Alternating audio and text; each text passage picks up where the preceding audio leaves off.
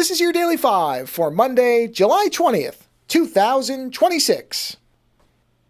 For one of our two films to review this week, Lando and I started off with 1976's The House with Laughing Windows, which is classified, both I think correctly and to some degree incorrectly, as a giallo film. Now, I don't necessarily have a big problem with it being described as a giallo film because it does fit within the general broad strokes of what giallo are usually described as.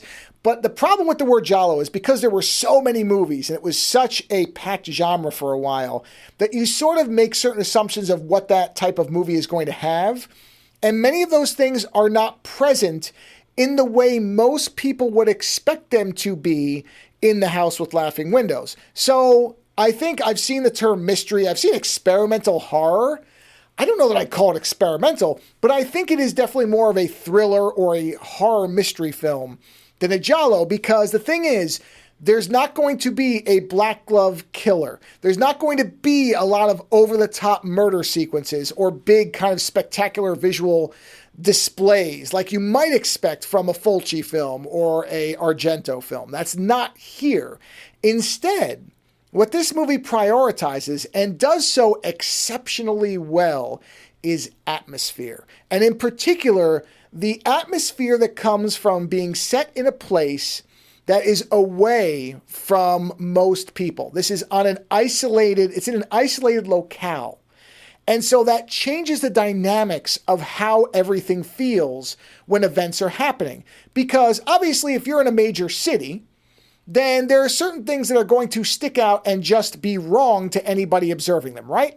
That's just nobody leaves their door unlocked in a major city if there's any type of crime around. Nobody leaves their windows open, that type of thing. Whereas in a set-off place, a town where everybody's kind of lived there for a while, and the town itself has a quirky nature, an open window at night that's just kind of opening slowly, it's not necessarily something sinister. It could just be the wind, because people here just leave their windows open. And so that adds very ordinary things with this question mark for you. Whereas again, if you were in New York City, LA, Chicago, and there was a dark building with a window that slowly creaked open, you would immediately be suspicious.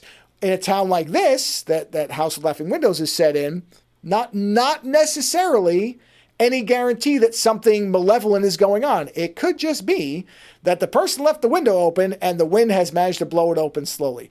And that's what this movie does very, very well. It was reminding me of The Wicker Man in some ways, or even Widow's Bay, which I just recently talked about, in that feeling that the people in this town don't see certain things as people from out of the town would, which this movie focuses around an out-of-towner who comes in to restore a painting in a church. And so that individual immediately starts looking around and noticing that things seem off somehow, whereas many of the people within the town just don't see it. And there's debate whether the town is aware of some of the things going on and is actively ignoring them, or if they just don't really notice anymore. And I'm of the opinion, and you can watch it, you can judge for yourself, that they just aren't noticing these things. Not that the entire town is hot fuzz style in on what's going on. I wasn't sure for a while, but now that I've finished the movie and I've thought about it, I really don't feel like that's the case. But it is definitely open to interpretation. Now, I will say it has an ending, because the minute I say open for interpretation, the whole movie's not like that. This movie definitely has an ending, but some of the elements of how it functions I think are debatable. But one thing I think it does very, very well, and what I really have found myself appreciating about it, having watched it now, is the way it layers on this atmosphere and this slowly kind of growing sense of unease and that things are off and just not being sure what exactly is going on and whether it is in fact truly evil or if it's somebody who is in a very different place than he's used to being and is simply overreacting.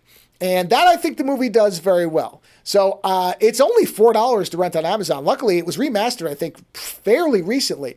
It's definitely a movie I would recommend to fans of giallo. Just understand it's a little bit of a different one. It's not quite the same as what you might be used to.